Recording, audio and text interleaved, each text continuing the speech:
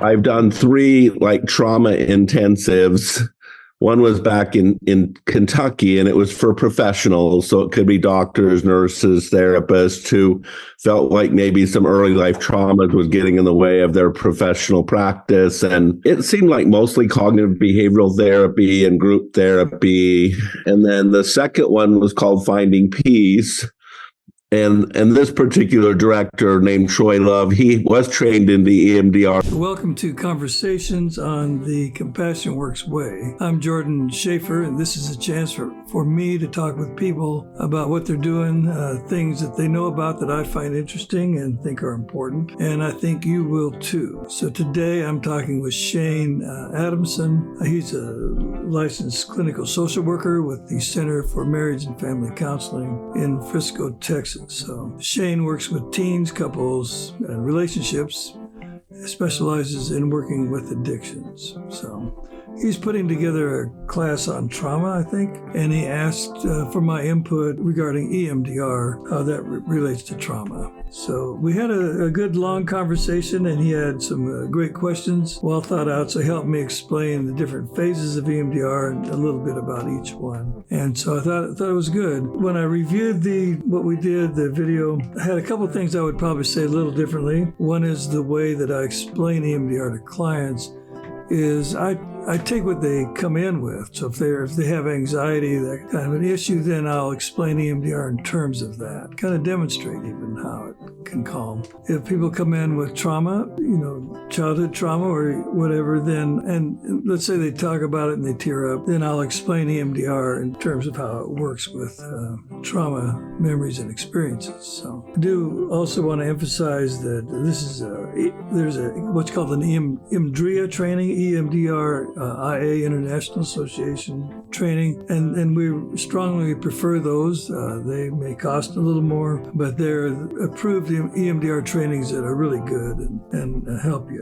He actually talked about his experience with EMDR, where I think I missed it because he did benefit, but it wasn't clear to him what the benefits were. And he'd also done other kind of retreats, I think, alongside of it. But what he described really was EMDR helped him in his relationship to not be as triggered, to be able to calmly not be activated. So that's one of the benefits of EMDR. So you might listen for that as you go through this, because EMDR did help. I do talk a little bit about how the EMDR is a bottom-up approach, bottom-up as opposed to top-down. So bottom-up, we start with the body felt sense and work our way into changing thinking. So that's top-down approach is the other way around. And then a few times in here, I talk about how trauma, the definition of trauma in terms of EMDR counseling, it's helpful to hear that basically it's about the neural networks in the brain and how they're stored or stuck or frozen, that kind of thing. And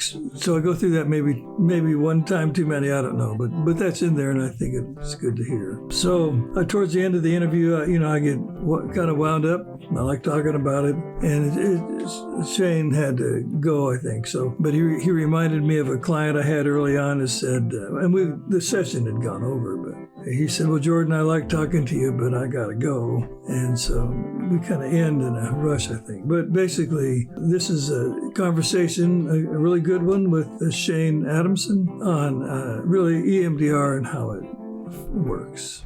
I appreciate you taking the time. Just to give you a little reminder backstory, I put this in the email that I've done three like trauma intensives.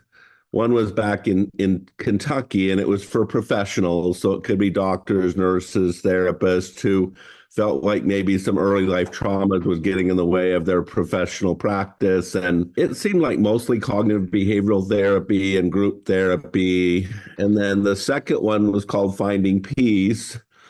And this particular director named Troy Love, he was trained in the EMDR. So I noticed him using some methods of EMDR, like resourcing, a little bit of like kind of calming the mind and slowing yourself down, but not the actual method of the bilateral stimulation.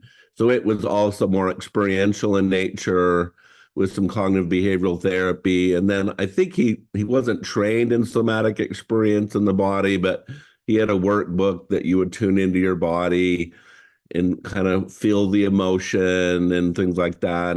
But it was like a 2 or 3 day experience. And then my last one happens to be using Pia Melody's model on looking at childhood trauma. And that was group therapy. And on the final day, there was some visualization where you kind of had an empty chair experience where you kind of had a conversation with your mom and dad and naming those things that you felt like you didn't get in childhood. And you're standing up for that little inner child that wasn't taken care of. And so now I'm kind of now that I've done a few of these things, wanting to develop an online course, but EMDR, I'm just so green in my knowledge.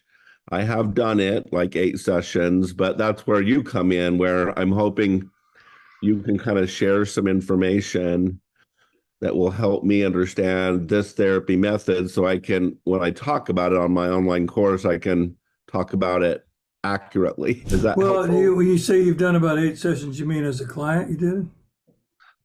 I did it as a client, yes. I've not been trained in EMDR, so I've never done EMDR as like a practitioner, but I've went to an EMDR practitioner and did about 8 sessions of EMDR for my own traumas. Yeah. She used the method of vibrating panels, and she kind of did some like history taking, and she kind of wanted to know which like traumas were creating a lot of distress for me. And then I noticed, if I can remember correctly, this is about 1.5 years, she would kind of ask me before she kind of did any actually EMDR treatment, she kind of helped me have a place that was very calm and peaceful.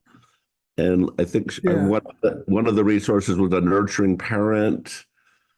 And there was a third resource that I can't remember what it was, but I could use any of these if I got overwhelmed or distressed and then it seemed like she would ask me to go into this memory of trauma while the vibrating panels were going. And she just slowly kind of asked me questions and let me kind of talk. So it almost felt free flowing of like what's coming up for me. And I was kind of voicing. And then sometimes she said, is there anything else coming up? And occasionally, not every session, that trauma would kind of open into a different trauma that was similar. Like if it was a rejection wound, it could turn into a time where I felt betrayed, or if I felt abandoned, then I kind of crossed over into neglect. So it was interesting to me that like while I started with one trauma, it kind of like in the process of in the bilateral stimulation, other traumas would get awakened. And I don't know if that's normal or is that not? I don't know. Yeah. So but do you feel like it changed anything for you? I do feel that like what I read online about EMDR is that fight or flight response of the brain that gets activated really quickly when you get triggered. I do feel like after doing about 8 of these sessions, that didn't get activated so quickly. So I feel it did heal my brain, that that part of my brain that was easily activated. The EMDR seemed to make me more calm. And when, those distressing events would get triggered, I felt like I could kind of navigate life a little better without being, overly, stimulated by some of those memories. So that would be the biggest benefit. I'd have to think more carefully or go back to my journal to find some other benefits, but that was the biggie. Yeah. Well, do you have a sense of how that's then impacted your life? Has it made a difference at all? Or I'm just wondering. I'm not trying to. So this is where, because I'm a fan of being in order to be a good therapist, I need to do my own work. It would be hard for me to really delineate, like from the 3 intensive that I did to the EMDR, 8 to 10 sessions, like which one had the impact. I just know that with the more I do my personal work, like, for example, in my marriage, my wife used to kind of bring some feedback to me where maybe I'm doing too much of something that's annoying her, and I'd get defensive, that I've learned to soften and not be as defensive and just try to be curious. And so it's helped my marriage, and that I don't get overly reactive, and so that overreaction tendency also carries over in like other relationships. Like if someone doesn't respond to an email or a text, I don't overreact. Oh, they don't like me. I'm kind of more, I guess, secure in myself, and trauma is not like leading me to kind of have negative thoughts about myself or my life. So it's just hard to know what was EMDR and what was these other intentions. Okay. Yeah. Well, and right there is an important piece when you say the negative thoughts. So prior to the thoughts are the feelings, the emotions, anger, rejection, whatever, felt sense, right? Prior to that is the body sensation. So in other words, if I see an email that's abrasive, let's say, or I don't get an email that I think I should, I will feel that first, and then I'll have the I get the body sensation first, then I'll have the emotion, then I'll have the thought. And so EMDR works at the lowest level. It's what's called a bottom-up approach. In other words, when you go, well, when you say to yourself, that person doesn't like me, or whatever, I must not be good enough, or whatever it might be, right? The negative belief. Well, prior to that will have been the emotion, and prior to that's the body sensation. But I'm aware of the thought. So if you try to change the thought, or start with awareness of the thought, and then change the emotion, then change the felt sense, that's a top-down approach. Okay.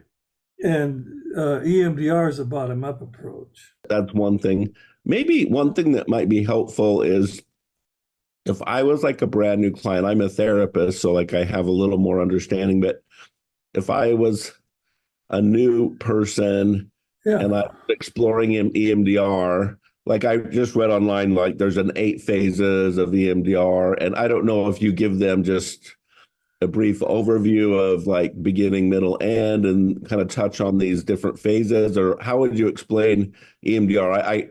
I see that it's a bottom up approach, but like treat me like I'm a brand new person that has never even learned anything about EMDR. How would you explain it to them? Well, what I kind of just did right there, I don't know the 8, I mean, I do know the 8 phases. I don't go into that technical piece of it right from the beginning. It is an 8-phase approach and 3 prongs. We work with the past, present, future, and heavily, really, the important part is resolving and integrating the past, working with current experiences, and then actually working into the future of it. But I guess what I'm curious is, it interests me that you can't delineate between those 3 experiences. Which one? Mm-hmm.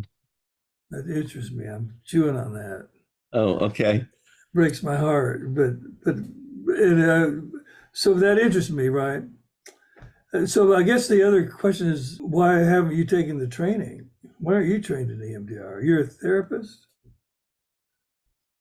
To be really frank with you, when I do psychology today and I actually look for EMDR therapists in Frisco, that's where I practiced.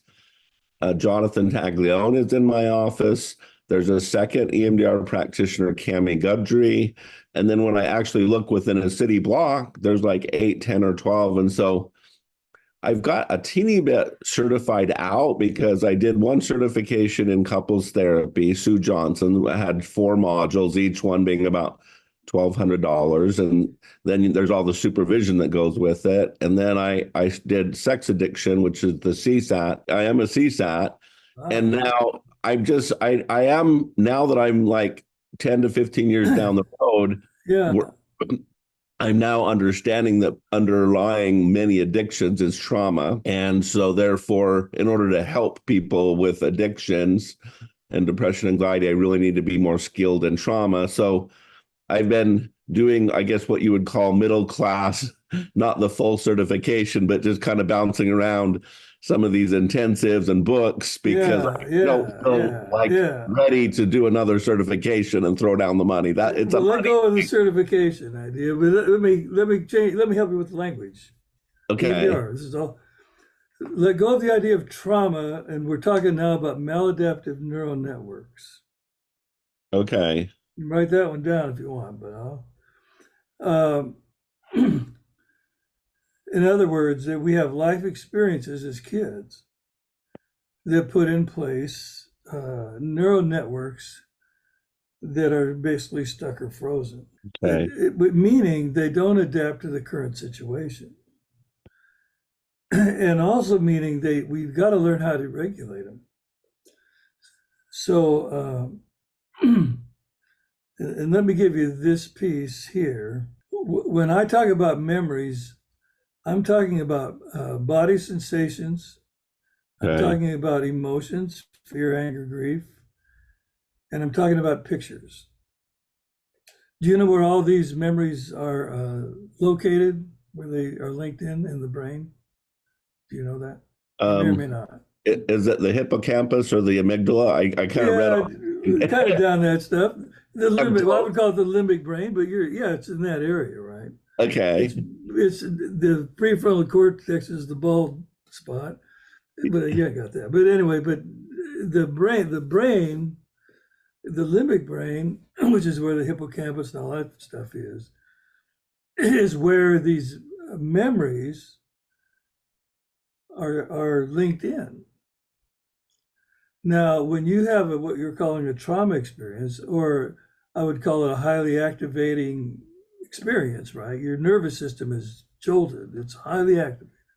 Now, this could be one big thing, or it could be many little things. We don't know, but it accumulates. And so that sets in motion this nervous system that is dysregulated. And the thing I'm working on now, you stumbled into this one, I think, Shane, is that we're all just a nervous system helping other nervous systems regulate. Wow, so basically, basically when you go to Pia Melody, and she's saying years ago she learned how to manage her nervous system. She calls it inner child and all that stuff, but who cares? But it's her nervous system, right? And she's teaching you how to manage your nervous system. And you want to get your nervous system managed because you want to help other nervous systems on that level. All right. So as a young boy, you had experiences, and maybe it was obvious, maybe it wasn't, right? Maybe it was experiences that caused your nervous system to become out of balance, become maladaptive, dysregulated. And we all have that, I'm saying. And so then we live these nervous systems out. Now, if some point in my life I started doing sexual behaviors that are hurting me, really, but they're really being used to manage the nervous system, or it might be alcohol. Really, it's anything I do that I say I don't want to do, but I keep doing it. Yeah. What do we call that? An addiction, where we're going against our values. Yeah. Yeah, that's an addiction. So in EMDR world, there are different ways to handle it. Let me put it that way. But we got two things here. One is the nervous system as it's laid down, as it's developed in the early years. Okay. And now in the later years, I have the triggers. The triggers that activate the nervous system. And then the other piece of that is the way I manage the nervous system. And then you could say unhealthy ways that are hurtful, right? To me, my family, or the universe. In other words, alcohol, drugs, sex, addiction, gambling, whatever.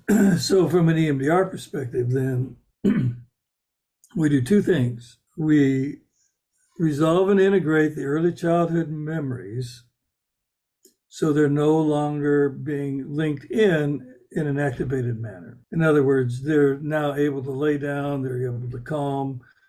So now when my wife says something to me that, like your shirt's got a spot on it, or, my wife just has to look at me, right? She could just look and I go, what are you doing?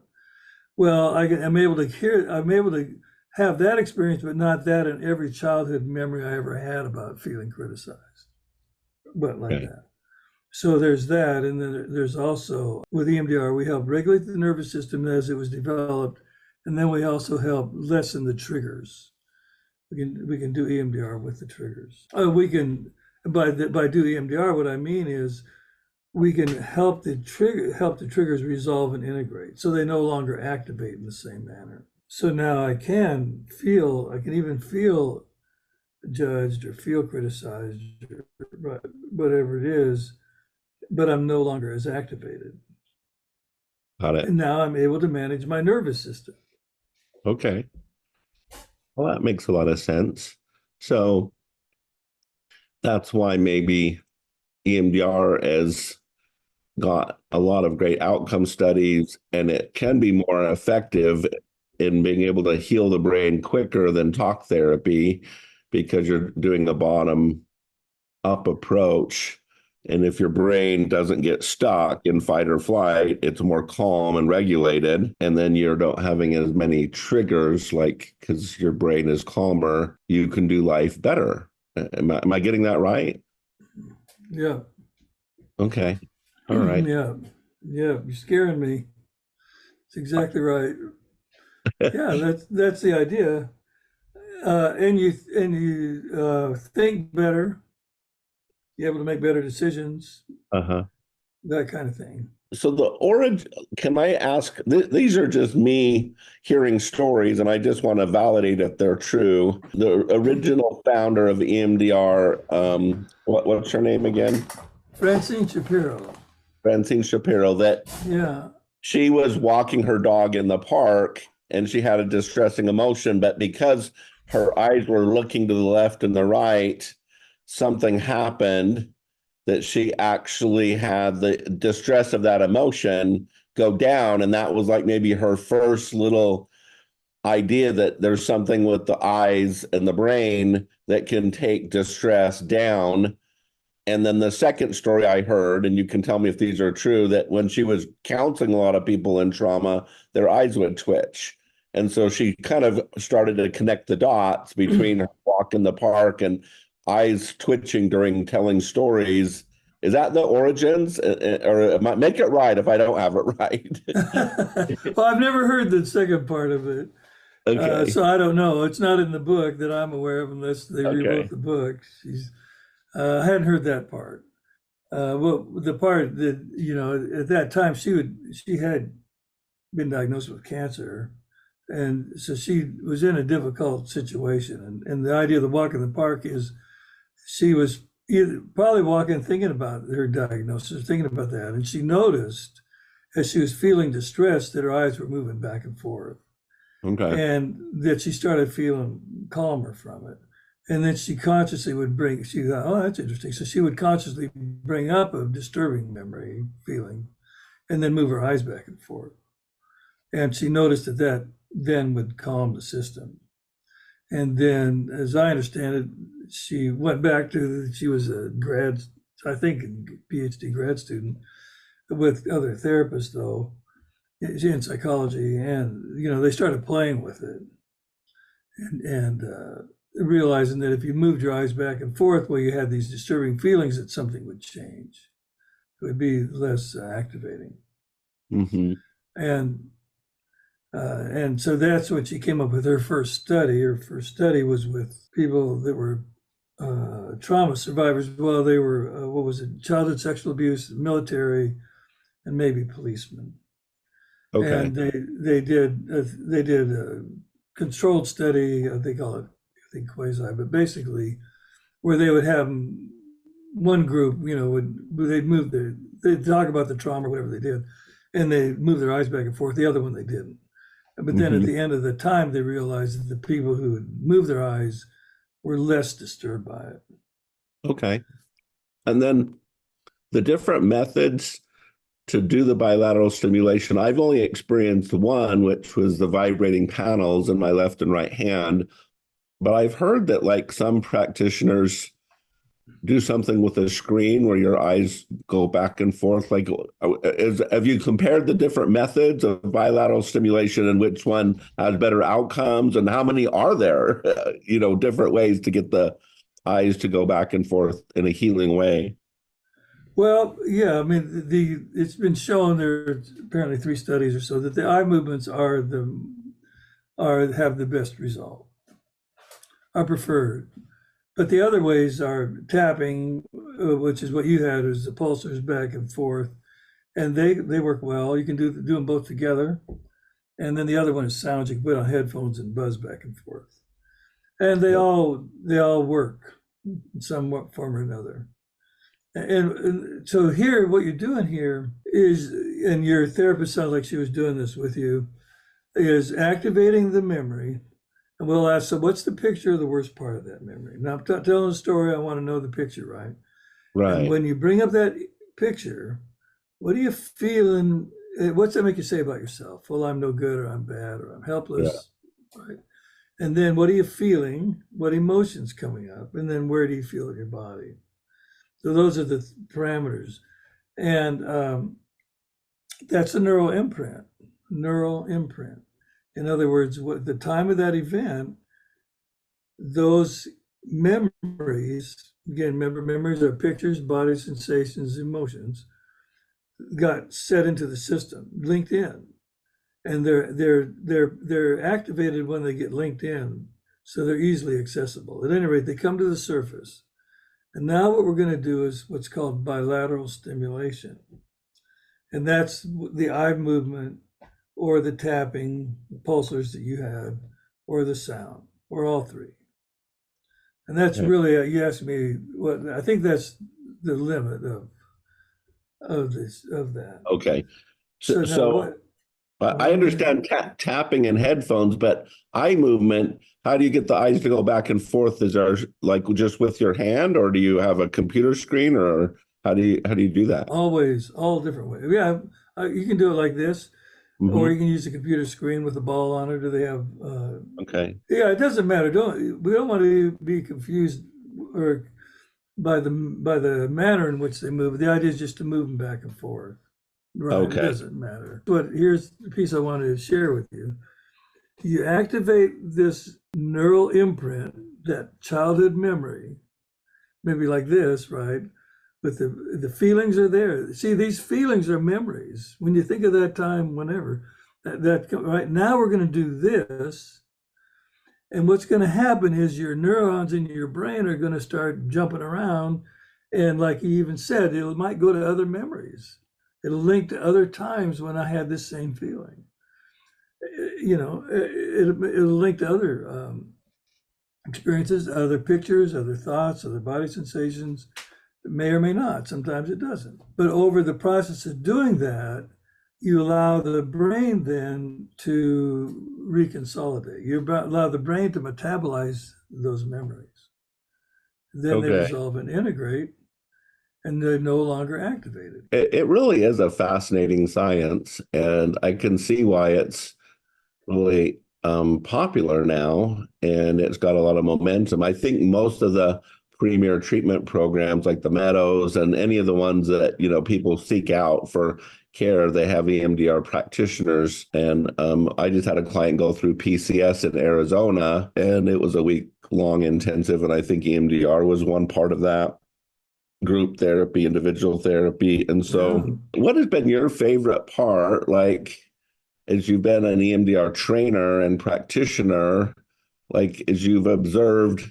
Because let me just say it this way, that I think that clients usually, when they're choosing a therapist, like this happened to me twice this week, they're doing a consultation to decide if I'm a good fit. Because a therapist, you kind of want to feel like they get you and that they also have a roadmap to help you heal. And sometimes when I do a consultation, they choose me and I like this guy. Sometimes I don't hear from them. So I'm just like, okay, I'm not the right fit. So they'll find someone that is the right fit. If someone is choosing an EMDR does it vary significantly by the person and personality? And how would someone choose the right fit for an EMDR like practitioner? No, well, that would be tough if you don't really know. So that's Yeah. an interesting idea. I would want an EMDR therapist who really did EMDR, Okay. and one piece to that is to become certified. So when you take the EMDR training, then you become EMDR trained. To become certified in EMDR, then is it more advanced? You do more. So definitely, I So would want somebody who level of actually did training it. is important and certification is ideal. Gives you more, more solid experience. But I think the relationship with the therapist is always important, Okay. right? So you could go to 5 different EMDR therapists, and I'd pick the one that I felt the most comfortable with, right? The most resonance with, most attunement with. Yeah. So that would be hard Yeah, that makes sense to because sort out. clients come in so many different personality profiles. It's really hard, other than just training, to really like name that. Okay, that makes sense. Trying to think if there's other questions that I have. Could you explain the resourcing aspect? Because I couldn't remember it well enough because it was a year and a half ago that I did my EMDR, Yeah. like the safe place or the nurturing parent. Can you go into more detail of what that's about? So remember, the world is made up of nervous systems, right? Yeah. I hate to boil it down like that, but that's my new shtick. Okay. And so if I'm a nervous system and I'm going to help this other nervous system called a Okay. person, but you Yeah. can boil it down to others, right?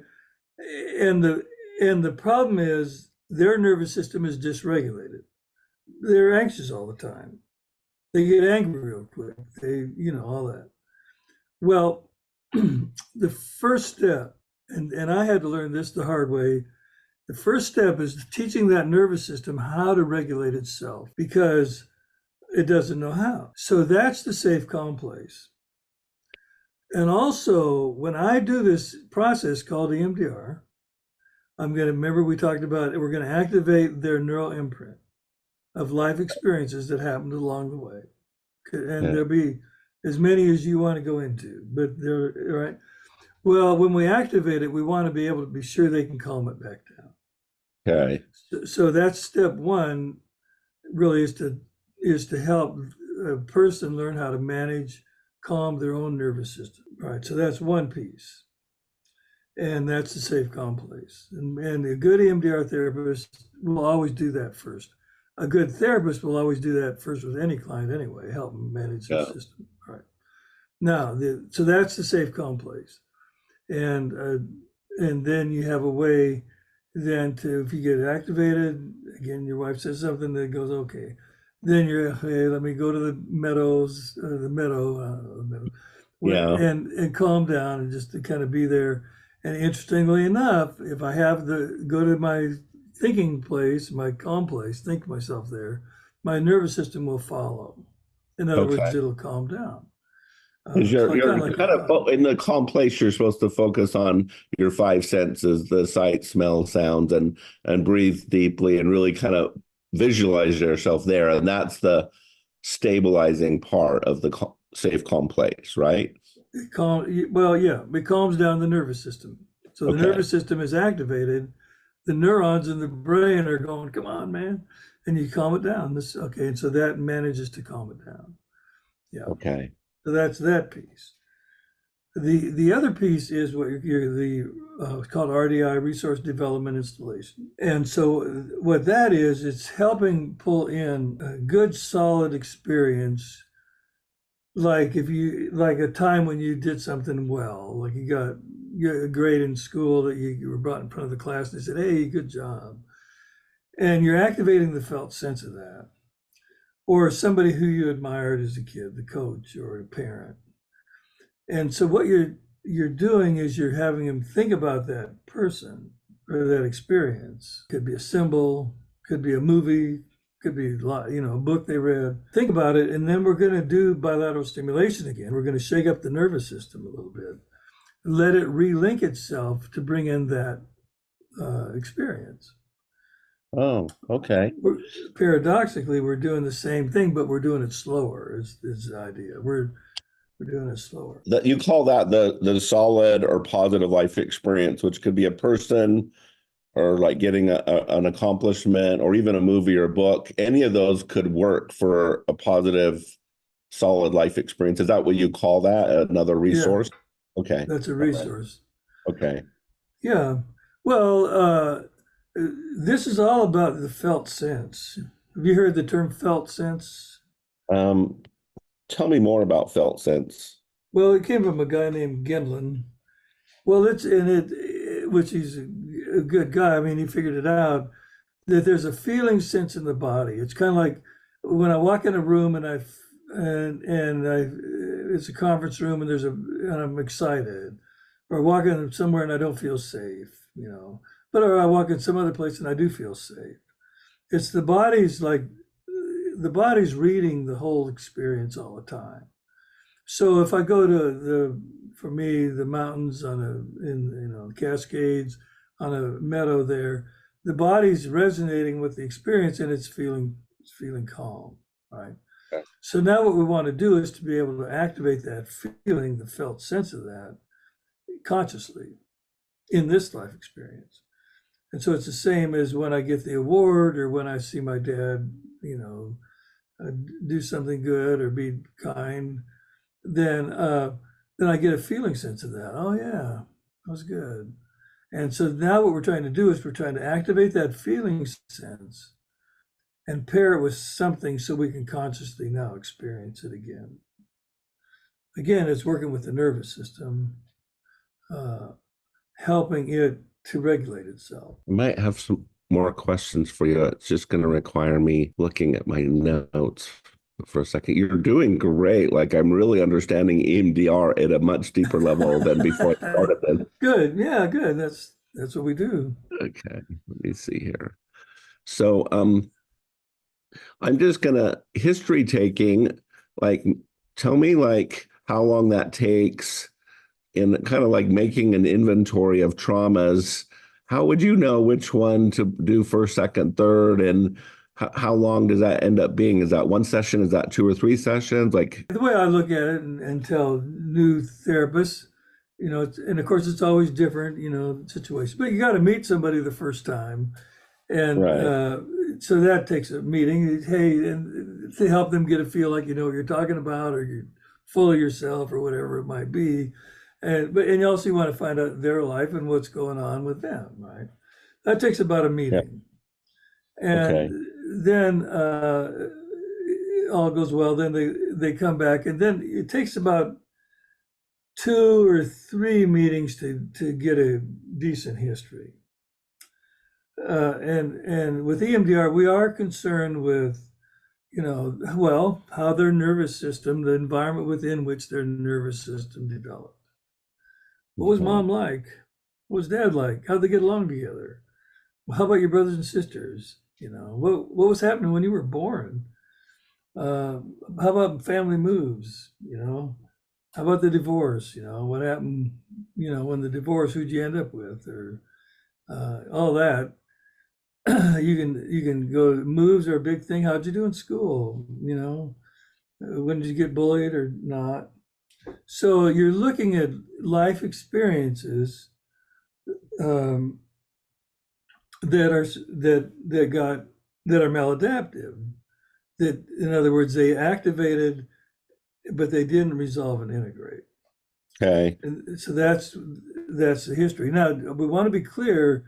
You're doing the history all along too, right? Right. So but this is the kind of the beginning. You do maybe 2 for the history, and then the next phase. Is that good for the history? Does that tell you what you need? Yeah, I guess one follow-up question with the history. Let's just say I tell you that I had some physical abuse. I had one unusual sexual encounter, and then my parents got a divorce and I felt kind of abandoned. So you got 3 traumas on the table, a sexual one, a physical one, and then a divorce that kind of maybe was longer. It was maybe a high conflict divorce. How do you know which of those 3 to zero in on? Well, here's how we do it. But I think of it more in terms of themes. So tell me the three again, because I was One physical, like getting hit or beat, okay. a social encounter, and then like a Okay. divorce. All right. So let's look at the getting hit. So who hit you? Right. Well, Dad. Did he hit you once or did he hit you many times? Well, every time he came home drunk or whatever. So now Yeah. you get a theme of the times when I was assaulted by my dad, let's say, for example, or my uncle or my mother. So that's a theme. And now you go to the sexual encounter. Well, okay, when was the first time it happened? When was the last time? Was it just one time? Were there more? Well, it happened a couple times. Or, and then, so you put that on a theme. And then what was the third one we had? A divorce. The divorce. So how about, so before the divorce, what was going on? Oh, mom and dad were yelling all the time and fighting, all right, well, so okay, so what's the first time you remember of that? Well, when she found out he had the affair. Okay, well, mark that down. How about the divorce? How'd you find out about it? Oh, they came home and said we were over. Dad drove away. All right. And then when was the last time? So what I wanted to say is you have themes and you have experiences along the theme. You lay Okay. that out with the client. And then the question you have is where do we start? My answer to that is that will come clear as you're working this out with the client. In Okay. other words, it'll pop to the surface. You'll know, oh yeah, let's start here. You'll want a good EMDR therapist would do all three themes. Okay. So I'd pick one theme and I would start cranking on it. And it might take several meetings. And then I'd pick the next theme and I'd start by cranking, I mean doing EMDR therapy on the process on that. And then I do the next one. I do all the way to the past. Mom and dad's divorced. All the way to my current relationship with my wife. I think we might be getting divorced. I don't know. Process that. Process the first time. I'll tell you, here's a good one for you. It's the first argument with any couple. Now you took that thing from Sue Johnson, so you know better than I do. But basically, my experience is talking to people, and my experience is there's always an argument. The first one, it's before they're married. It's the time the guy stops on the road and tells her to get out of the car, or the time at the restaurant where he starts yelling. And right, there's always the first time, the bonding one.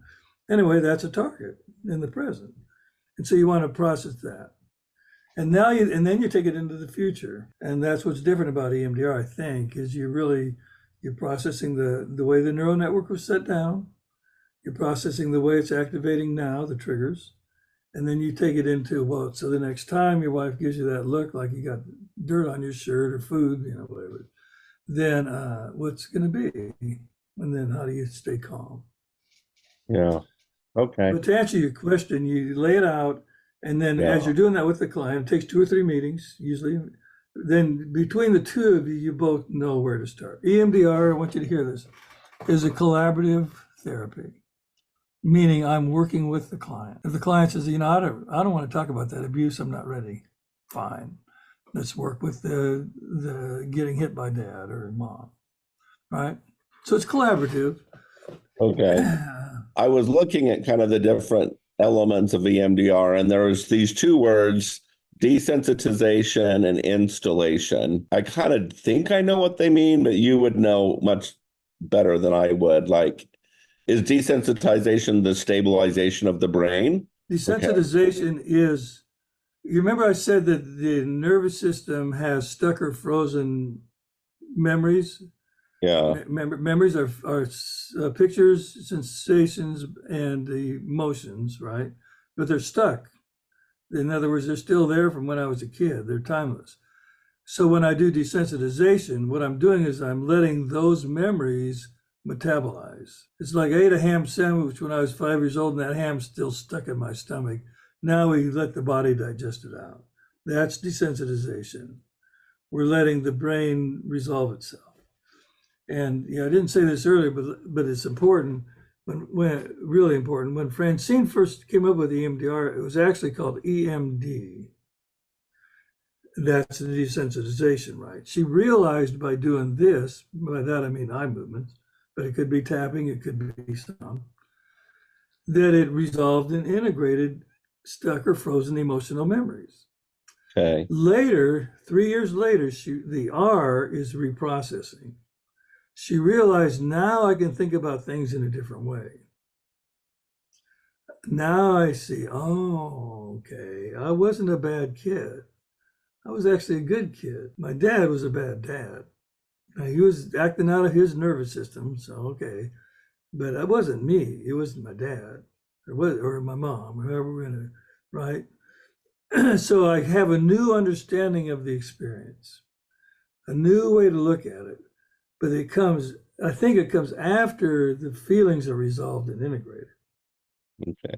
That's the amazing thing about EMDR. And you see that in the training. That makes a lot of sense because I hear quotes that say it's not the traumatic events that harmed us, it's the meanings that we attach. And so it sounds like the reprocessing is really once you've kind of stabilized the brain or desensitized the unstuck areas, you now can reprocess and create a new meaning for that memory that's less distressing, more happy. More correct. It's Okay, not an irrational thing. I was a bad kid, or I'm a bad person or whatever. That's irrational. I'm a good person. But now it's like, okay, I'm safe. I'm innocent. I'm good enough.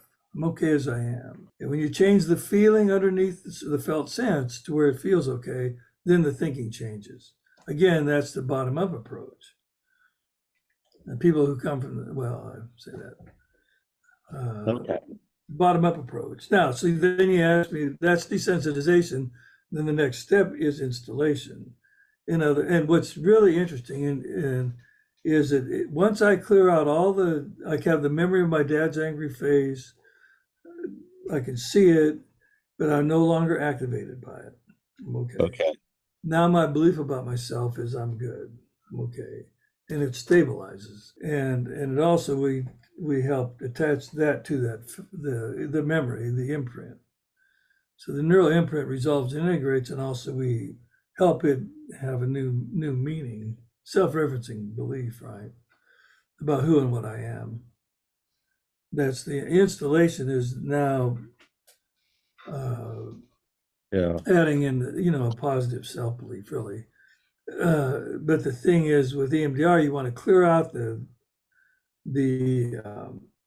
unresolved maladaptive neural networks before you make the good belief. I'm okay. I'm safe. In other words, you don't want to put frosting on a mud pie.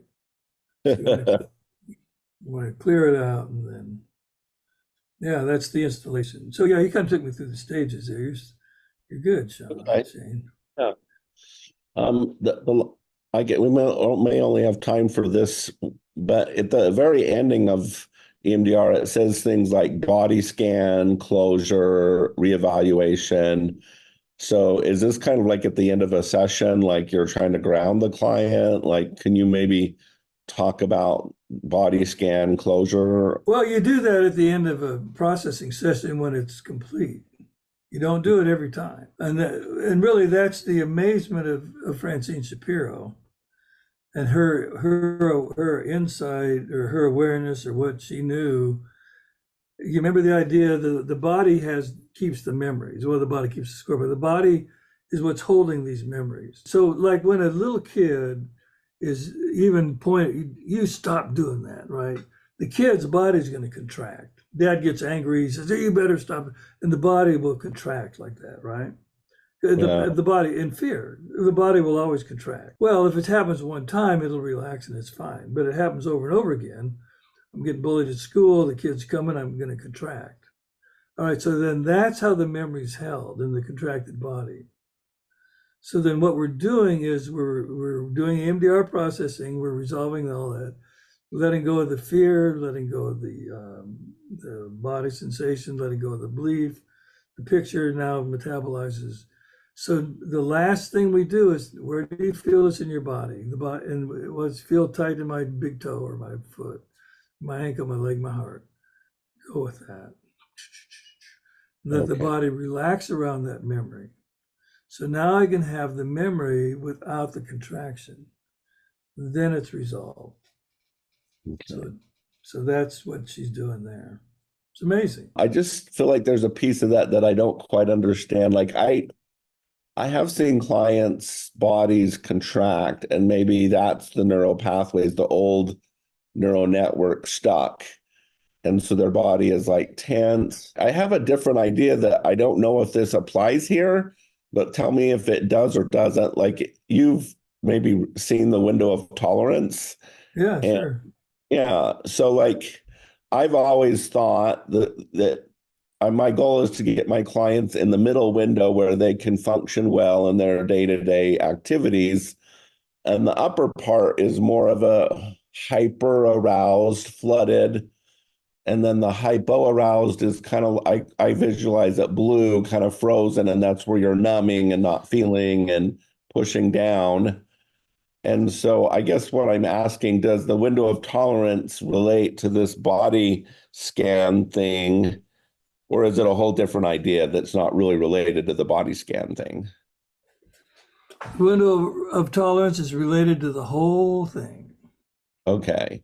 All right. So what we're doing, remember the idea of as a kid, you have the neural imprint of a life experience.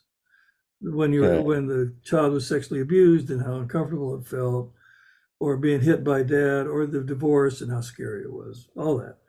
So you pull up that memory, well, and you can activate it. So now here's the window of tolerance. You're going to raise the discomfort of it. If it gets too high, then it won't process. So that's why you got the safe complex to help bring it down. So what we do with EMDR is we bring up the activation of a maladaptive memory and into higher in the window of tolerance. Then we do the processing on it, bilateral stimulation, to allow it to metabolize and integrate to get new ideas. So that'll bring it back down into the window. But we do use the concept of the window of tolerance in the training. I'm not sure exactly how, in terms of the body at the end, by that time they're relaxed. You're really just kind of clearing out the last, ideally, vestiges of how the memory's held. So that's a little different concept than the window of tolerance. Okay. But definitely I've kind of in my brain with the window of tolerance, and I don't know if I have this right or not, but when I think of red emotions, I kind of think of anxiety, racing thoughts, or anger and overstimulated. And then when I think of the blue zone, which was hypo, shutting down, maybe even numbing or escaping, using addiction so you don't feel. And but I guess someone could use addictions if they're in the red zone or the blue zone. But anyhow, I guess the window of tolerance is really just to understand your emotional state. And maybe I'm trying to apply it to too many different things. And that's where I'm getting it applies here. No, it's important. It is important. It's okay. Important. Yeah. Okay. Yeah. Right. I mean, we back to we live in a world of nervous systems, right? Yeah. And my job as a therapist my job as a nervous system therapist, whatever it is to help other nervous systems.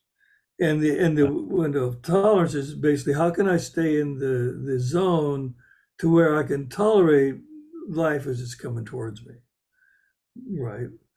And so, so really, that's what it's all about. At the very end of the 8 kind of parts of EMDR is reevaluation. What does reevaluation mean? What happens is we'll do an EMDR session, or 2 or 3. But basically, when they come in the next time, we go right back to the processing. So we just say, so now when you think about that memory, what are you getting?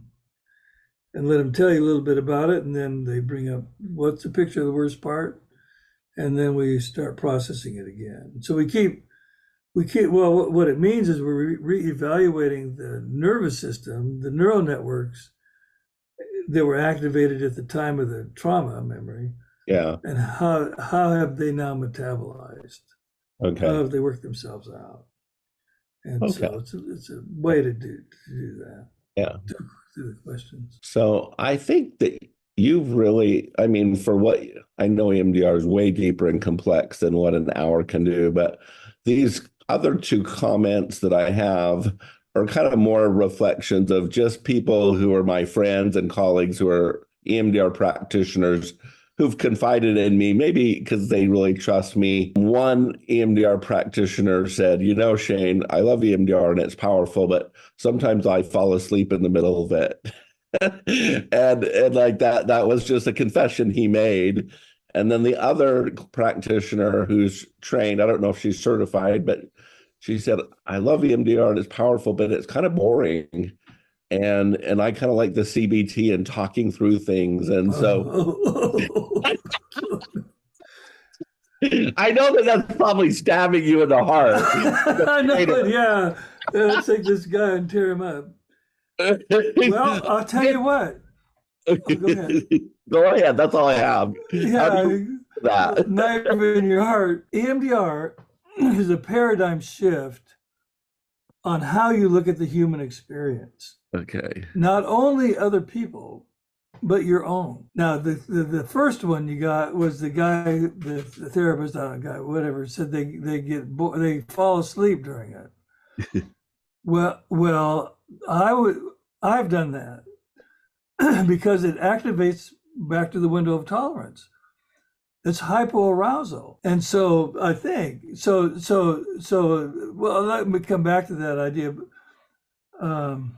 Well, I would wonder that, right?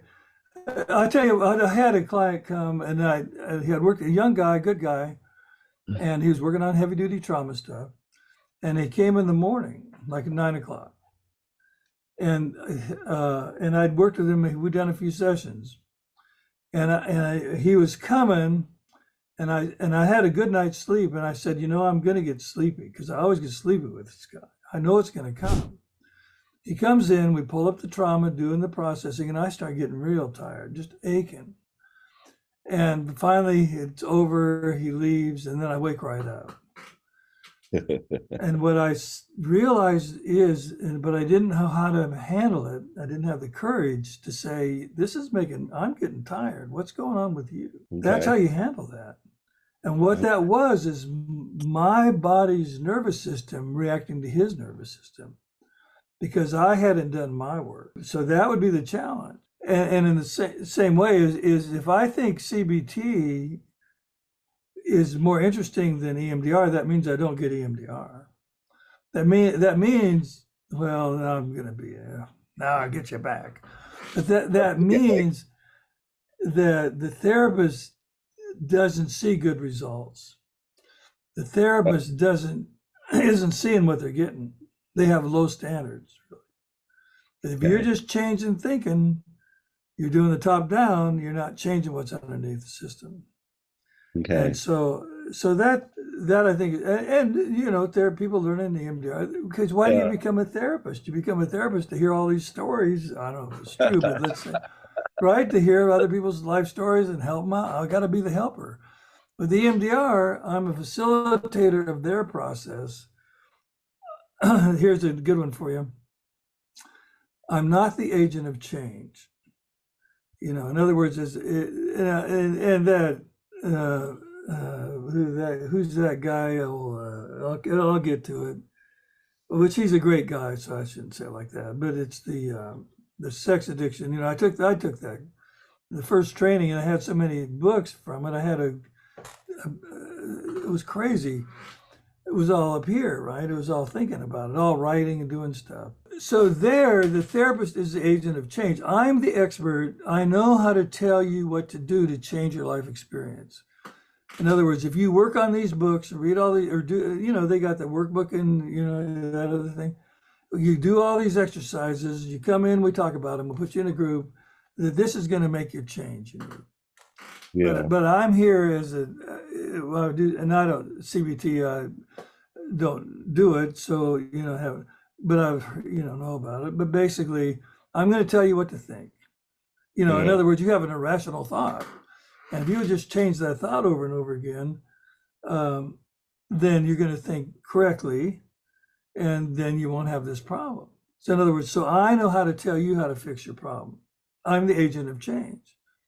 With EMDR, I'm not. The agent of change is your neural network. It's within your brain, not mine. What I know how to do is I know how to activate your memories, your neural networks. I know how to move my arm back and forth, and I know how to guide your process. Yeah. And if I I think don't that's really get that, then yeah. it's not interesting. Go ahead. I think that what you just shared tells me that you're a very advanced, talented clinician, because I've always believed that clients have a little doctor or healing processes within themselves. And my job as a therapist is to help them access the healing within. And it Right. sounds like you have found that sweet spot through EMDR to help clients find healing from within themselves. That's the idea. That's what EMDR, well done, does, right? And I think some therapists don't see it really. I mean, that's the, they just don't see Yeah. it. Uh, and it's hard to give up me being the agent of change. I So, have one last final story, and then I should call my dad. He told me just call him after 11, so I'm okay. It's not like a client appointment. It's just a reach out to my dad after this appointment. But when you shared something that's kind of your shtick, that we are all nervous systems and we're all trying to like navigate one another's nervous systems, I have to share a funny story from my couples therapy. Because when a wife is, I'm dealing a lot with infidelity and recovery, I kind of hear the wife venting her pain. And the reflex for a husband is to kind of to get defensive and maybe withdraw or shut down. yeah. But I really know what she needs, what her nervous system needs is for him to be responsible and lean in, not lean out, and just say something like, I created this pain. I'm responsible, but I love you so much. I don't want to lose you. You're my person. I'm going to do whatever it takes, as long as it takes to get us back right again. And I'm so sorry I've hurt you. I know that's the words that she needs to hear for her nervous system to calm. And then when I cross over to him, he can't really do it because he's stuck. So Right, his nervous system is stuck too. yeah, so I coach him a little bit and I'm like, could you imagine yourself saying this? And I give him a little coaching or words. Sometimes the wife will just be grateful that I'm guiding him on being, leaning in and saying reassuring, comforting words. But sometimes the wives call me out and say, you just said that, not him. I don't know if that's in my husband's heart. And so she can't really trust it unless it's really coming authentically from him. And so I'm kind of in couples therapy dealing with two nervous systems all the time. Yeah. And I can Right. see the pathway to healing, but I can't always get these two nervous systems to comfort each other and reassure each other in the ways that I would like them to. Yeah, right. Right. So with Yeah. EMDR, what we would do is we'd take the wife aside and do EMDR on her life experiences of being with somebody who lies and cheats. He ain't the first one. Who was the first one? Probably your dad or mom. What Mhm. you're if you drop a pebble in the pond, then it has these rings in it. You're on the outer rings if you're working with adults. Anyway, Yeah. you could do EMDR with her to help her calm her nervous system. You could help him. Again, she's not the first person he's mistreated in that way. It was either done to him or he's doing it to her. So you do EMDR with him, and then you could get them together. And that would help the nervous systems. Again, the bottom up approach. Well, What's it going to take you to take the training? What do we got? if there was a way to do like, I don't know, a condensed, shorter No, orient, no. I You have can to do do the the whole cheap thing. version. 6 days and 10 hours of consultation is not very much. Okay. Really, it's, right? I mean, but no, it's a paradigm shift. It's a and that's the beginning, really. But Okay. no, it's 6 days, 2 3-day weekends, and 10 hours of consultation. Okay. What So would it take to get you in the door? 6 days of training and then 10 hours of consultation. Yeah, And that, then you're qualified to do it. Yeah, you don't want to take the cheapo training. okay. I mean, yeah, because I mean, you're just not there. It's Okay. I trust you on that. Well, good.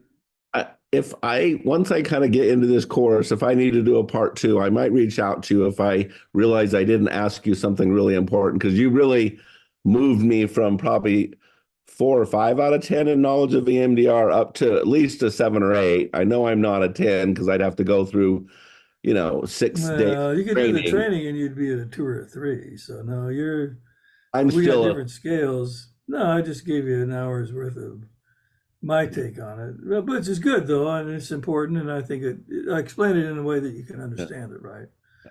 But no, I think if you're going to really use it in anything, you need to take the training. do the full training. Okay. Yeah, I don't know how you could develop a course around it. But give me a number. Actually, I'm what's not developing a course around EMDR. I'm actually just developing a course around trauma. And What is trauma? What is trauma? Maladaptive neural networks that are stuck or frozen in their limbic brain. Okay. That's All trauma. Right. Okay. That's trauma. I mean, that's, again, I don't want to come on too strong, but the idea of trauma means, in my world basically, but that a nervous system got so highly activated it couldn't metabolize that experience in the moment. So it carries it forward in time. I'm underlining that maladaptive neural network, and it gets frozen. Okay. I believe you, and I might call back for a part 2, but I have enough to go on for now. I need to let you go, but I may circle back to you. I loved our conversation. It was beautiful. Thank you. Yeah, bye.